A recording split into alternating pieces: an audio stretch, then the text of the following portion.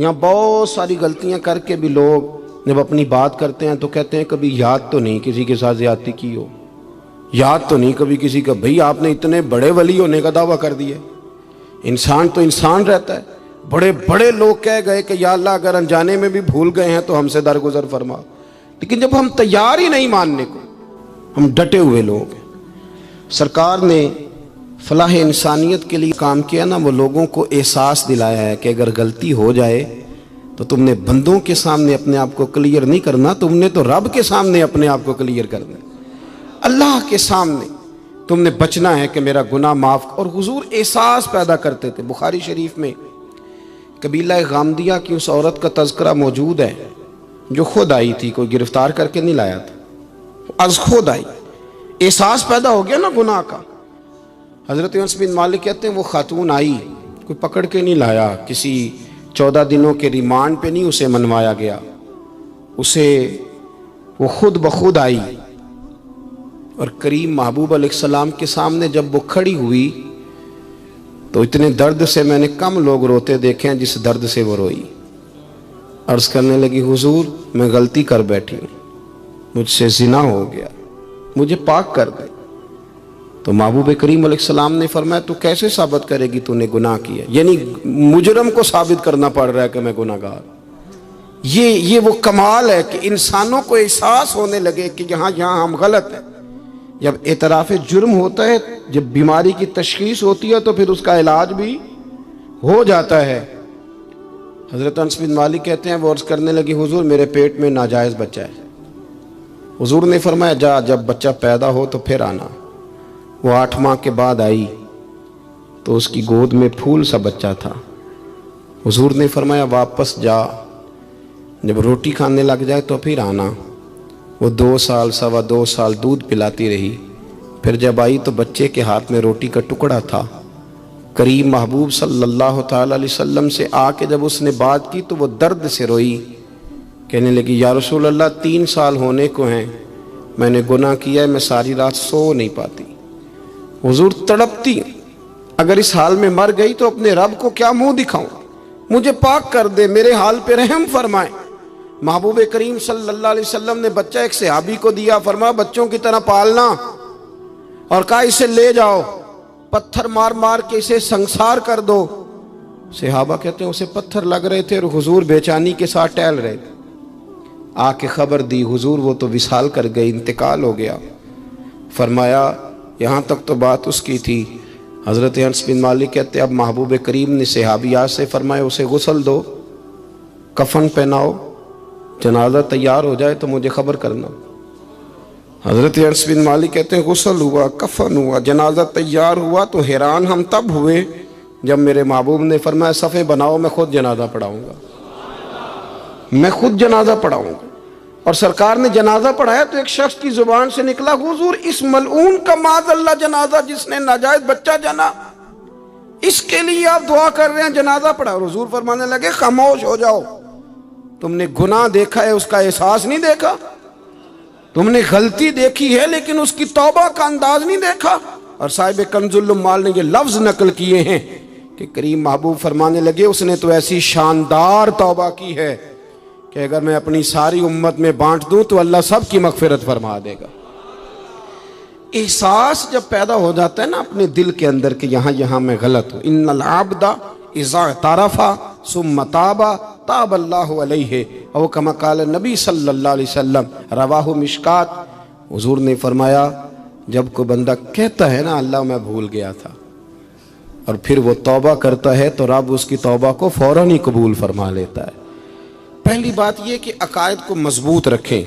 فلاح کے لیے سب سے ضروری یہ ہے کہ آپ کا کوئی نظریہ تو ہو.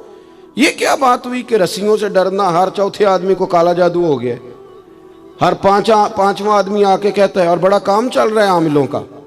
انہوں نے تو اپنے بورڈ پہ وہ بیماریاں لکھوا دی ہیں جو ابھی پیدا بھی نہیں ہوئی، ان کا بھی وہ علاج کراتے. خدا کا خوف کریں، اتنا تو نہیں جادو آسان کے سبھی کو ہو گیا ہے. ہمارا سب سے پہلا بھروسہ اپنے رب کی ذات پہ. اپنی زندگی کے اندر پہلے سب سے مضبوط نظریات. یار ابھی تک لوگ یہ کہہ رہے ہیں کہ بلی رستہ کاٹ جائے تو کام نہیں چلتا. لو بلی نے بھی تو سڑک سے گزرنا ہی ہے نا، وہ کدھر جائے گی بیچاری؟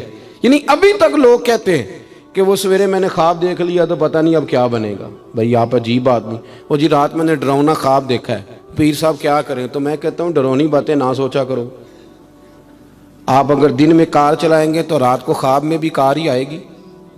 یہ بالکل پکی بات ہے. لوگ پوچھتے ہیں کہ بزرگان دین کو, صوفیہ کرام کو, اولیاء عظام کو سرکار کی زیارت کیوں ہوتی تھی؟ تو میں نے کہا بڑی سادی سی بات ہے, جو سارا دن مصطفیٰ کے گیت گائے گا تو خواب میں بھی تو رسول پاک کی باتیں کرے گا نا. تو اس میں بعید کیا ہے؟ جو آدمی سارا دن کرتا ہے وہی خواب میں رات کو دیکھ لیتا ہے. پہلی بات اپنے عقائد. اور دوسری بات یہ کہ ہمارے ہاں نا آہستہ آہستہ غلطی تسلیم نہ کرنے کا رواج بڑا عروج پکڑ رہا ہے. احساس جب پیدا ہوتا ہے, احساس, پھر اس کے اندر توانائی آتی ہے. پھر انسان اپنے لیے نہیں دوسروں کے لیے جینے میں بھی خوشی محسوس کرتا ہے. پھر وہ محسوس کرتا ہے کہ میں کوئی ایسا درخت نہیں کہ جس کی نہ شاخیں ہوں نہ پتے ہوں. پھر وہ کہتا ہے میں درخت ہوں پر شجرے سایہ دار ہوں. کوئی آئے گا تو پھل بھی کھائے گا, کوئی آئے گا تو چھاؤں میں بھی بیٹھے گا, کوئی آئے گا تو اسے خیر بھی نصیب ہوگا. طبقات ابن سعد میں ایک بڑی خوبصورت روایت ہے. حضرت عائشہ صدیقہ رضی اللہ تعالیٰ عنہ فرمانے لگیں کہ ایک دن نہ نبی کریم صلی اللہ علیہ وسلم گھر میں تشریف فرما تھے اور طبیعت مبارک بڑی اشاش بشاش تھی. جب کبھی عذاب کی آیات آتی تھی تو غم امت میں پریشان ہو جاتے تھے, اور کبھی رحمت کی آیات آتی تو پھر حضور کا چہرہ پہلے سے بھی زیادہ روشن نظر آتا. پھر اللہ کی رحمت کے حوالے سے اور زیادہ خوشبوئیں دنیا میں پھیل جاتی. فرماتی آج بڑے حشاش بشاش تھے تو مجھے فرمانے لگے عائشہ تیرے ساتھ ایک بات کروں؟ میں نے کہا حضور میرے تو نصیب جاگ گئے, ضرور کریں. تو حضور فرمانے لگے تم کبھی مجھ سے بڑی راضی ہوتی اور کبھی کبھی نہ کسی اور اہلیہ کے پاس زیادہ وقت گزاروں تو دل میں بات بھی رکھ لیتی ہو. حضرت عائشہ کہتی ہے میں نے فوراً عرض کی حضور میری ماں مجھے روئے, میں اور آپ سے ناراض ہوں گی؟ تو فرمایا چل سن تو لینا پہلے. یہ احساس کی شدت اس کو ملاحظہ فرمائی. میں سن تو صحیح. یا رسول اللہ صلی اللہ علیہ وسلم حکم فرمائے. تو محبوب کریم صلی اللہ علیہ وسلم فرمانے لگے عائشہ تم کبھی کبھی قسم اٹھاتی ہو, اور جب تمہارے دل میں میرے بارے میں کوئی بات ہونا تو پتہ کس طرح قسم اٹھاتی ہو. تم کہتی ہو مجھے حضرت ابراہیم علیہ السلام کے رب کی قسم ہو, اور جب مجھ سے راضی ہوتی ہو تو پھر کہتی ہو مجھے محمد عربی کے رب کی قسم ہو صلی اللہ علیہ وسلم. حضرت عائشہ صدیقہ کہتی ہیں سرکار نے بات کی تو میں آنکھوں سے رو رہی تھی اور لبوں سے ہنس رہی تھی, اور میں عرض کر رہی تھی یا رسول اللہ آپ اتنا زیادہ خیال فرماتے ہیں, جملوں کا خیال, احساس کہ کوئی کیا سوچتا ہے کیا کہتا ہے. ہمارے اندر تیزی سے وہ چیز, گھروں کے اندر پوری جنگ لگ جاتی ہے, اماں جی کی اور بیگم صاحبہ کی پوری جنگ, اور دونوں نے جیتنا ہے. اس کے اندر اب پتہ نہیں بیچارہ ہارے گا کون, ان دونوں کو جیتنا ہے. مساجد میں جنگ لگ جاتی ہے. میں تھوڑے دن پہلے میں نے دوستوں سے کہا تھا, میں نے کہا یہ جو مسجد کا صدر بناتے ہو نا اس کا نام صدر نہ رکھو, کوئی اور رکھ لو, اس لیے کہ صدر تو سب سے بڑا آئینی عہدہ ہے. تو جب آپ صدر ہی کہہ دیتے ہیں پر اس بیچارے کا دل کرتا ہے کبھی اسمبلیاں ٹوٹنی بھی چاہیے, کوئی تبدیلی بھی ہونی چاہیے. آپ درجہ ہی بڑا اونچا دے دیتے ہو, پریشان ہو جاتا ہے, اندر رٹا بن جاتا ہے. ہمارے ہاں عہدوں کی جنگ ہے, لڑائی ہے. مسئلہ صرف یہ ہے کہ احساس نہیں. اگر احساس ہونے لگے پھر شوق بیدار ہوتا ہے, پھر انسان کسی کو کچھ دے کے راضی ہوتا ہے. پھر اس کا حضرت حذیفہ بن یمان رضی اللہ تعالیٰ عنہ فرماتے ہیں, یہ حدیث امام غزالی لائے اور اپنی سند کے ساتھ لائے. حضرت حذیفہ بن یمان رضی اللہ تعالیٰ عنہ فرماتے ہیں میں نبی پاک صلی اللہ علیہ وسلم کے ساتھ ایک سفر میں تھا, گرمی بڑی شدید تھی. ایک جگہ پہ باغ نظر آیا تو تھوڑا سا سستانے کے لیے سرکار اس باغ کو برکت دینے کے لیے تشریف فرما ہوئے تو سامنے کنواں بھی نظر آیا. تو تبا مبارک چاہی کہ غسل ہی نہ کر لیا جائے. کہتے ہیں حضور سید عالم علیہ السلام کنویں کے قریب چلے گئے غسل فرمانے کے لیے, تو کپڑوں سمیت سرکار غسل فرما رہے تھے. پھر بھی مجھے فرمایا کہ ذرا چادر تان کے نہیں کھڑے ہو جاتے. یہ نا زیادہ شرم والا ہوتا ہے کھلا لباس, اس میں زیادہ احساس ہوتا ہے. یہ گرمیاں آتی ہیں نا تو سمجھدار آدمی بھی خالی بنیان میں گھومنے لگتا ہے, سیاںا بندہ بھی اچھا نہیں لگتا, تہذیب کے مطابق نہیں. ہماری وزاداری جو ہوتی ہے وہ باہر نہیں گھر کے اندر بھی ضروری ہوتی. بیٹیاں ہیں، بہنیں ہیں گھر کے اندر، بڑا اچھا رویہ انسان کا ہو تاکہ خوبصورتیاں اور خوشبوئیں بکھریں. کپڑوں سمیت غسل فرما رہے اور حضرت حذیفہ بن یمان کہتے ہیں میں چادر تان کے کھڑا ہو گیا. سرکار تھوڑے سے غسل کے بعد فرمانے لگے حذیفہ گرمی بڑی تھی، نہانے میں بڑی لذت آ رہی ہے، تو میں تھوڑا اور نہ نہاؤں. تو میں نے کہا حضور میری تو نوکری قبول ہو رہی ہے، میرے لیے تو سعادتیں. کہتے ہیں سرکار نے تھوڑا غسل کیا، اب حضور بس کرنے لگے تو میں نے عرض کی، میں نے کہا یا رسول اللہ میری خواہش ہے کہ تھوڑا اور غسل فرمائیں. سرکار نے تھوڑا اور غسل کیا. میں نے کہا حضور اور کرے. کچھ دیر حضور غسل کرتے رہے. تکمیل غسل پر میں بڑا راضی تھا، کلیجہ بڑا ٹھنڈا تھا کہ آج میری خدمت قبول ہوئی، آج میرے حصے میں یہ سعادت آئی.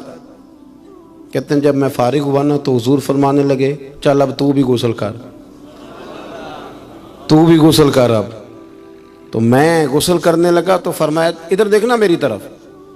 یہ ہمارے ہاں نا کچھ لوگ بن کے بیٹھ گئے اور انہوں نے سمجھا کہ شاید چونکہ میں لیڈر ہوں، شاید میں سربراہ ہوں اور باقیوں پر لاگو ہے کہ میری گاڑی کے پیچھے دوڑے اور میرے نعرے لگائیں. دیکھو جب انسان انسانوں کے اندر احساس پیدا کرنے کی طرف دیکھے گا تو سب سے پہلے میرے محبوب کی زندگی سے درس حاصل کرے گا. سرور کائنات صلی اللہ علیہ وسلم نے کہا غسل کرو. کہتے میں غسل کرنے لگا تو محبوب فرمانے لگے چادر مجھے دو میں تان کے کھڑا ہوتا ہوں. کہتے ہیں میرے تو پیروں تلے زمین نکل گئی. میں نے کہا یا رسول اللہ صلی اللہ علیہ وسلم مہربانی فرمائیں آپ یہ نہ کریں. تو حضور نے فرمایا تو نے کیا ہے نا تو میں کیوں نہ کروں. کہتے ہیں اب حضور نے حکم دیا تو میں نے چادر سرکار کو پیش کر دی. حضور تان کے کھڑے ہو گئے تو میں جلدی سے غسل کر کے فارغ ہو گیا. میں نے کہا حضور نہا لیا ہے. فرمایا حذیفہ مجھے گرمی لگ رہی تھی تو تمہیں بھی لگ رہی ہوگی نا، صحیح کر کے غسل کرو. کہتے ہیں میں غسل کر چکا. یارو ذرا اس کی لذت تو محسوس کر لو. کوئی حرج نہیں یار، اگر کوئی کام ہمیں کبھی اپنے ہاتھ سے کرنا پڑ جائے کوئی مسئلہ نہیں. اگر آسمانوں پہ چلو گے تو زمین والوں سے پیار نہیں بڑھے گا، اور اگر زمین والوں کے بیچ رہو گے پیار کرو گے تو محبتیں بڑھیں گی. حضرت حذیفہ بن یمان کہتے ہیں کہ میں پھر تھوڑی دیر غسل کے بعد عرض کی حضور کر لیا غسل. تو کہتے ہیں اب سرکار نے میری طرف غور سے دیکھ کر فرمایا حذیفہ دو حرفی بات ہے، جتنی دیر میں نے غسل کیا تم بھی اتنی دیر ہی کرو گے، اور کرو گے تو بات ختم ہوگی ورنہ یہ بات ختم نہیں ہوگی. حضرت حذیفہ بن یمان فرماتے ہیں میں نہا بھی رہا تھا اور مدینے والے رسول پہ درود و سلام بھی پیش کر رہا تھا. دیکھو اگر یہ شدت آئے نا، دیکھیں میں اکثر دوستوں سے کہا کرتا ہوں کہ میرے جیسے آدمی کو نا بن جاتی ہے عادت سٹیج پہ بیٹھنے کی. آپ یقین کریں بن گئی ہے، مثال نہیں دے رہا صحیح کہہ رہا ہوں. اب کئی دفعہ ایسے ہوتا ہے کہ بہت ساری محافل میں نا چاہیے نا بندہ پیچھے بیٹھ جائے، لیکن وہ ایسی جو نجی جو اساتذہ کی ہیں، جو بزرگوں کی ہیں، جن میں بڑے بیٹھے، ان میں بھی کئی دفعہ شک ہونے لگتا ہے کہ آگے ہی جانا ہے، حالانکہ نہیں جانا. اور کئی ایسے چودھری صاحب، پیر صاحب، صوفی صاحب ہوتے ہیں جو گردن اٹھا اٹھا کے نقیب محفل کو دکھاتے ہیں کہ میں آ گیا ہوں، کر لے اعلان کسی طریقے سے. پھر آپ تنگ ہوتے ہیں. پھر دیکھیں نا اس محفل کا بھلا مہمان خصوصی میں تو نہیں، اس میں محفل کے تو مہمان خصوصی وہ ہیں جنہوں نے یہاں جھاڑو دیا ہے، جنہوں نے لوگوں کو دعوت دی ہے، اور جو بیٹھ کے دائیں بائیں دیکھ کے بڑے راضی ہو رہے ہیں دل ہی دل میں کہ دیکھا ہماری محفل کتنی کامیاب ہوئی. ذوق پیدا ہو رہا ہے، شوق پیدا ہو رہا ہے. ہم اگر احساس کرنے لگیں، تھوڑا سا بیچ رہنے لگیں لوگوں کے، حسن پیدا ہوگا، پیار بڑھے گا، بھائی کے ساتھ رشتہ مضبوط ہوگا، دوستوں کے ساتھ تعلق مضبوط ہوگا. یہ جو ملازم چھوڑ کے چلا جاتا ہے نا، اس کو 5,000 زیادہ ملتا ہے تو نکل جاتا ہے، اس کی وجہ یہ تھی کہ آپ کا اس کے ساتھ رشتہ مضبوط نہیں تھا. اگر تعلق مضبوط ہو جائے، مولا علی شیر خدا، مولا کائنات حضرت مولا علی شیر خدا کرم اللہ تعالی وجہ الکریم کا خادم کہتا ہے مجھے ایک دن فرمانے لگے، یعنی خادم کو، غلام کو فرمانے لگے یار کپڑے تیرے بھی پرانے ہو گئے ہیں تو میرے بھی ہو گئے، چل خریداری کرنے نہ چلیں. کہتے مجھے لے گئے بازار اور 2 جوڑے حضرت علی نے خریدے، ایک خاصا مہنگا تھا ایک سستا تھا. میں سمجھ گیا کہ مہنگا آقا کا ہے اور سستا غلام کا ہے. کہتے ہیں وہ تھیلے میں ڈالے، اٹھانے میں نے تھے، میں نے وہ اٹھائے اور میں چلنے لگا۔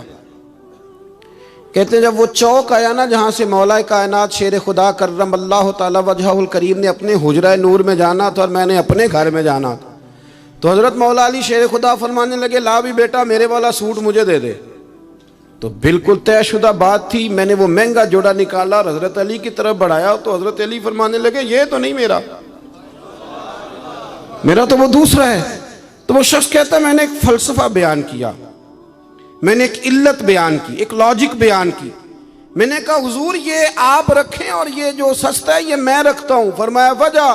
کہنے لگا حضور وجہ بڑی سادی سی ہے، ایک پورا فلسفہ اس کے پیچھے، اور فلسفہ یہ ہے کہ آپ آقا ہیں اور میں غلام ہوں، تو آقا مہنگا پہنے اور غلام سستا پہنے۔ تو حضرت علی وہ والے عالم ہیں جن کو علم بھی مدینے والے رسول نے عطا فرمایا ہے، تو آپ حکم بھی کر سکتے تھے کہ نہیں تو لا میں نے وہی پہننا ہے، حکم بھی کر سکتے تھے، لیکن اس نے دلیل دی تھی نا، تو پہلے اس کی دلیل کو توڑنا ضروری تھا۔ حضرت علی کہنے لگے فلسفہ ہی تو نے بیان کرنا ہے تو اپنے والا نہ کر، تو میرے والا کر۔ اس نے کہا حضور کیا مانا؟ آپ فرمانے لگے تو کہہ رہا ہے کہ مہنگا جوڑا میں پہنوں گا اور سستا جو ہے وہ تو پہنے گا۔ فرمانے لگے تو نے یہ دلیل بیان کی ہے کہ میں آقا ہوں تو غلام ہے، تو فرمایا تو میرے والی علت لینا۔ حضور وہ کیا؟ آپ فرمانے لگے تو پہن مہنگا اور میں پہنتا ہوں سستا، دلیل یہ ہے کہ تو جوان ہے اور میں بوڑھا ہوں، تو جوانوں کو پہننے چاہیے مہنگے کپڑے، بوڑھوں کا تو سستوں سے بھی گزارا ہو جاتا ہے۔ تو وہ خادم کہتا ہے میں لاجواب ہو گیا، اور پھر وہ قیمتی جوڑا مجھے دے گئے اور سستا جوڑا وہ لے گئے۔ کہتے ہیں شیر خدا تو چلے گئے، لیکن ساری زندگی میں سوچتا رہا کہ کائنات میں دوبارہ ایسے لوگ دنیا میں آئیں گے صحیح، یہ ملیں گے صحیح۔ احساس کی جب شدت ہوتی، آپ یقین کریں اس ملک کے اندر دو چیزیں اتنی شدت سے عام ہوئی ہیں، اتنی شدت سے، ایک پروٹوکول، ایک وی آئی پی کلچر۔ ان دونوں چیزوں نے بہت سارے لوگوں کو پیچھے کر دیا۔ اب تو بہت سارے غریب ایسے ہیں جو بیچارے قریب ہی نہیں آتے، وہ کہتے ہیں نہیں میرے والا کام ہی نہیں، وہ پیچھے، وہ شہرت سے بچنے والا پیچھے پیچھے رہتا ہے، اور میرا جی چاہتا ہے ساری غزلیں اس ظالم کے نام کریں۔ کچھ لوگ بیچارے بالکل پیچھے ہو گئے، مایوس ہو گئے۔ وہ کبھی حکومت بدلتی ہے تو ان سے کہا جائے نا حکومت بدل گئی ہے، تو وہ دو حرفی بات کرتے ہیں، کہتے ہیں جو مرضی آ جائے ہم نے تو محنت کر کے کھانا ہے، صبح کام پہ جائیں گے تو شام کو روٹی کھائیں گے۔ وہ بہت سارے نظام سے دیکھیں نا، یہ سیاسی تبصرے وہ بندہ کرتا ہے جو روٹی پیٹ بھر کے کھاتا ہے، اور جس بیچارے کو پتہ ہے نا کہ جو گھی صبح لایا تھا وہ ختم ہو گیا ہے، اور صبح بچوں نے ناشتے کے لیے جب پراٹھے مانگنے ہیں تو گھی کوئی نہیں، تو وہ پھر سیاسی تبصرے نہیں کرتا، وہ تو تکلیف میں۔ اللہ کے محبوب صلی اللہ علیہ وسلم نے نا احساس کی دولت تقسیم کی تھی۔ مسند امام احمد بن حنبل میں حدیث ہے، حضرت بلال حبشی رضی اللہ تعالیٰ عنہ فرماتے ہیں میں نے عصر کی نماز کی اقامت پڑھ دی تھی، ایک بدو آیا، ایک یہودی کا غلام، کہنے لگا یا رسول اللہ صلی اللہ علیہ وسلم میں بڑی مشکل میں ہوں، اگر آپ میرے ساتھ چلیں، میرا چھوٹا سا کام کر دیں تو میری وہ مشکل آسان ہو جائے گی۔ سیدنا بلال حبشی فرماتے ہیں نبی کریم نے نمازیوں سے فرمایا اقامت ہو چکی تھی، فرمایا تم بیٹھ جاؤ، میں ذرا اس بدو کا کام کر کے آتا ہوں، تم ذرا بیٹھو، میں صرف اشارے کرتا ہوں، آپ کو ملے گا کہ حضرت جابر ابن عبداللہ کا قرضہ اتارنا تھا تو سرکار کھیت تک گئے اور باقاعدہ سفارش کی ان کی۔ اب تو لوگ کہتے ہیں نا جب تک وہ خدمت کر رہا ہے تو تب تک وہ خدمت گزار ہے، کہیں الجھ جائے تو کہتے ہیں اس کا ذاتی مسئلہ ہے، اور میں ذاتی معاملات میں مداخلت نہیں کرتا۔ تو میاں جب آپ کے پاس تھا، آپ کا ورکر تھا، تب ذاتی مسئلہ کیوں نہیں تھا؟